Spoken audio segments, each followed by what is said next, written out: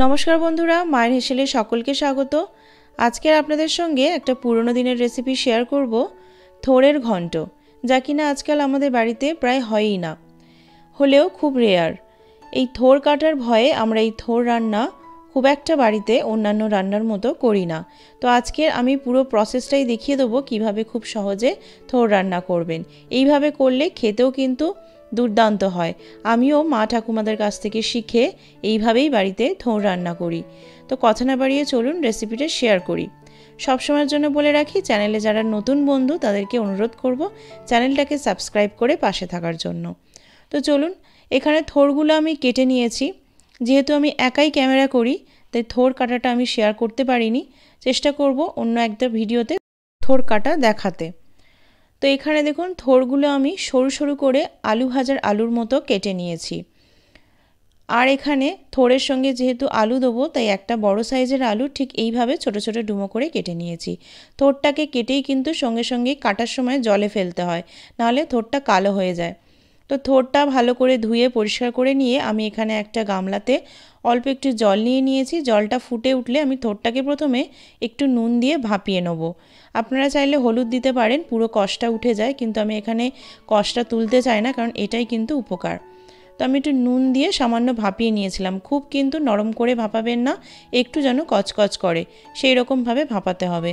তো আমার ভাপানো হয়ে গেছে, আমি একটা বড় ছাঁকনিতে ছেঁকে নিয়েছি জলটা। থোড়ের এই যে জলটা, এটা কিন্তু ভীষণ উপকার। আমি এখানে যদি হলুদ দিতাম তাহলে পুরো কষটাই উঠে যেত। থোড়টা যখন ভাপানো হয়ে যাবে এইভাবে হাত দিয়ে চটকে নিতে হবে। আপনারা ঠান্ডা হলে চটকাবেন, আমি গরম অবস্থায় চটকাচ্ছি, সেজন্য হাতে গরম লাগছিল। তো ভালো করে চটকে নেবেন, চটকে ঠিক এইভাবে ভেঙে ভেঙে নেবেন, যাতে এরকম ছোট ছোট টুকরো হয়ে যায়, তাহলে রান্না করতেও সুবিধা হবে এবং খেতেও ভালো লাগবে। তো ওদিকে আমার থোড়টাকে ছাঁকতে দিয়েছি, আর এদিকে কড়াই বসিয়ে দিয়েছি। কড়াইতে তেল দিয়ে প্রথমেই আমি কেটে রাখা আলুগুলো ভেজে নেব। সামান্য একটু নুন দিয়ে দিলাম যাতে আলুটা নরম হয়ে যায়।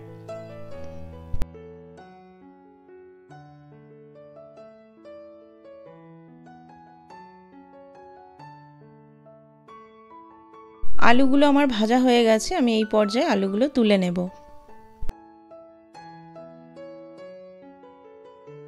ওই তেলের মধ্যেই দিয়ে দিলাম একটু পাঁচফোড়ন। পাঁচফোড়নটা যখন লাল হয়ে গিয়ে সুন্দর গন্ধ ছাড়বে, দিয়ে দেবো একটা তেজপাতা দুভাগ করে।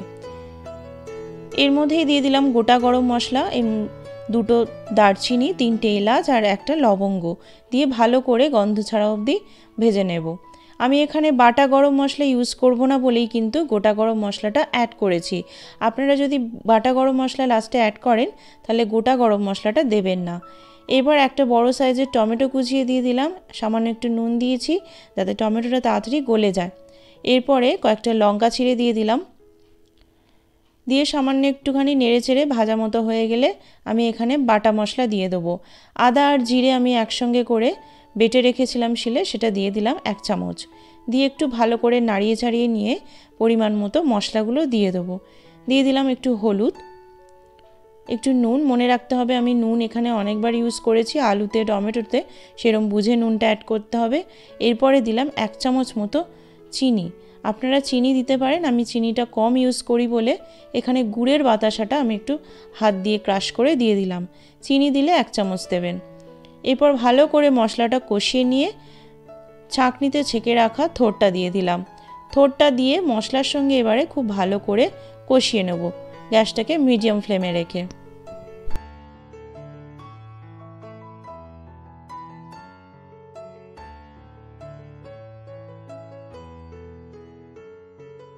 থোড়টা কষিয়ে নিয়ে লাস্টে আমি ভাজা আলুগুলো অ্যাড করে দেব। ভাজা আলুটা দিয়েও থোড়ের সঙ্গে মশলার সঙ্গে খুব ভালো করে মিশিয়ে নেব। এই পুরো প্রসেসটাই কিন্তু মিডিয়াম ফ্লেমে রেখেই করতে হবে, নাহলে কড়ায় ধরে যাবে। এরকম থোড় মোচা অনেক পুরনো দিনের রেসিপি আমার মায়ের হাতের সমস্ত ভিডিও প্রথম দিকে আপলোড করা আছে, আমি এর লিংক ডেসক্রিপশন বক্সে দিয়ে দেবো। আপনারা যারা দেখেননি তারা অবশ্যই গিয়ে চেক করে নেবেন। তো আমার থোড়টা কষানো হয়ে গেছে, এইবারে আমি অল্প পরিমাণে জল দেব। জলটাকে বুঝে অ্যাড করতে হবে, খুব বেশি জল দিলে কিন্তু তরকারির স্বাদ নষ্ট হয়ে যাবে। তা আলুটাকে সেদ্ধ করার জন্য আর মোচাটা যাতে একটু নরম হয়ে যায় তার জন্য অল্প পরিমাণে জল দিলাম।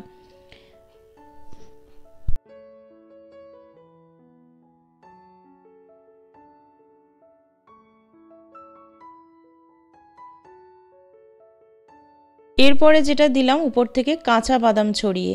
এই কাঁচা বাদাম যদি আপনারা উপর থেকে একটু ছড়িয়ে দেন খেতে কিন্তু ভীষণ ভালো লাগবে। দিয়ে দেখবেন ভাজা বাদাম কিন্তু নয়। আমি এবার 5 মিনিটের জন্য একটু ঢেকে রেখেছিলাম, ঢাকনাটা খুলে দিয়েছি। দেখুন জলটা অনেকটা মরে গেছে, আর একটু জলটাকে শোকাতে হবে। থোড়ের ঘন্টটা কিন্তু একদম শুকনো শুকনো হবে। তো এই জলটাকে শোকানোর জন্য আরেকটু আলু আর থোড়টাকে নরম করার জন্য আমি আবারও একটু 2 মিনিটের জন্য ঢাকা দিয়ে রাখবো। তো কয়েক মিনিট পরে আমি ঢাকনাটা খুলে দিলাম। দেখুন জলটা পুরোপুরি শুকিয়ে গেছে, আমার থোড় আর আলু একদম কিন্তু নরম হয়ে গেছে।